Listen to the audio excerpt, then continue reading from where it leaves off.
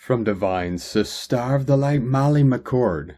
July ends with 4 planets retrograde and fire signs during Leo season, bringing our awareness to how we are tending to an internal bonfire that may also be burning away more of what you no longer need in the second half of 2025. Saturn retrograde in Aries, Chiron retrograde in Aries, and Neptune retrograde in Aries are assisting us in consciously creating new versions of self that will gain energy and direction into 2026. Remain curious around your current I am. What is coming up for review is your personality, self-concept, and subjective needs.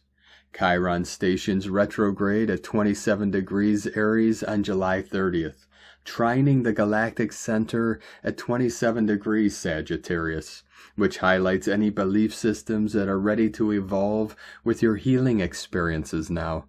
Chiron works with the wound to alchemize it beyond the pain.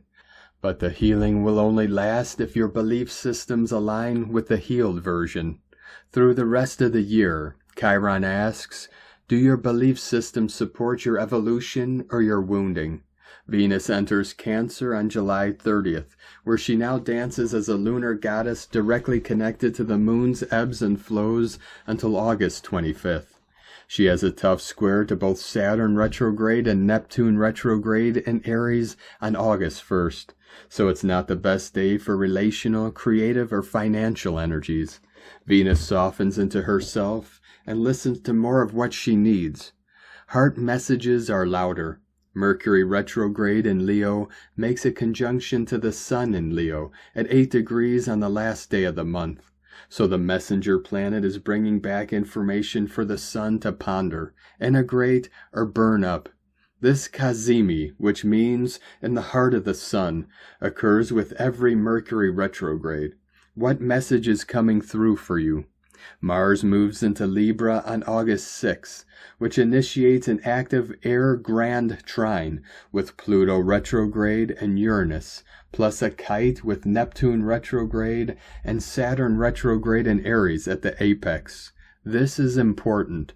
When Venus transitions through the sign of Cancer, starting on July 30th, emotional connections deepen, fostering a profound sense of warmth and comfort. Venus offers an opportunity to explore the intricacies of your feelings and allow your heart to guide your actions, especially if what you're feeling is uplifting.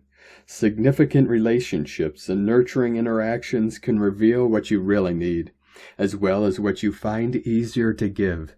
Venus in Cancer is very caring, but she also needs to be receptive and honor her personal needs.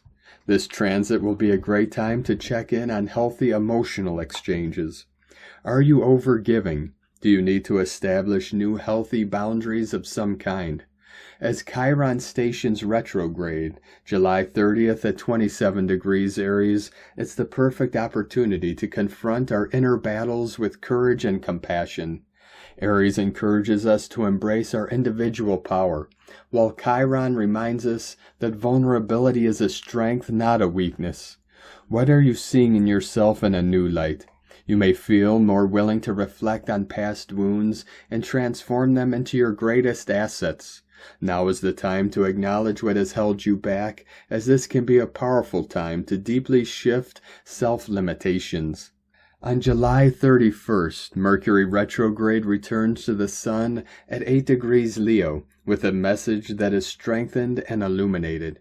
If it resonates, you may feel an increase in confidence, love, and taking a risk.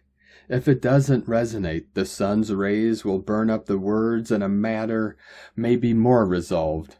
July was an incredibly fast month, but this will be the norm going forward. So we are not going to be ready for how quickly December 31st arrives. From mollymccord.online.